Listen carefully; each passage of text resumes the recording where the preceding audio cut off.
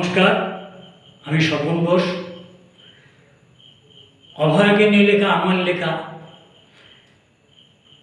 আবার আসিব ফিরে এই কবিতাটি কবিতার কক্ষপথ সাহিত্য পত্রিকায় স্থান পেয়েছে। আমি সেটি আপনাদের আবৃত্তি করে শোনাচ্ছি।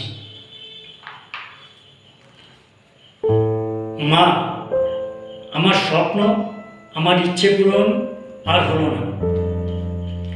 ওই হিংস্র হায়নার দল আমার দেহটাকে ক্ষত বিক্ষত করে ওদের লালসার তৃপ্তি মেটাল। পড়ে রইল আমার নিথর দেহ। আমার বিদায়কালে দু চোখ ভরে ঝরেছিল শুধু রক্ত। আমি হার মানলাম। মা, আমার স্বপ্ন, আমার ইচ্ছে পূরণ হয়নি ঠিক কথা, কিন্তু বিশ্ব জুড়ে আজ তোমার কত মেয়ে, সেটাই বা কম কিসের।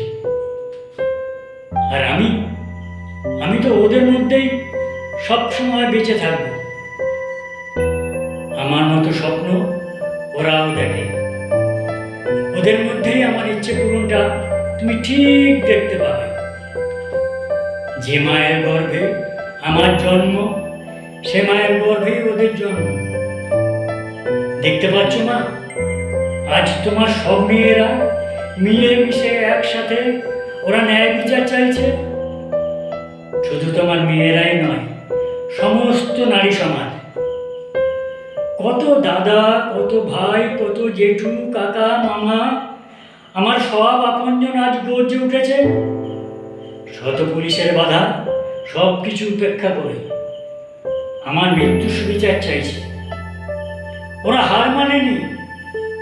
জীবন মৃত্যুর সন্ধিক্ষণে আমি থাকবো মাগো তোমার সাথে। পুনর্জন্মে আবার মাগো জন্ম নেব তোমার কোলে।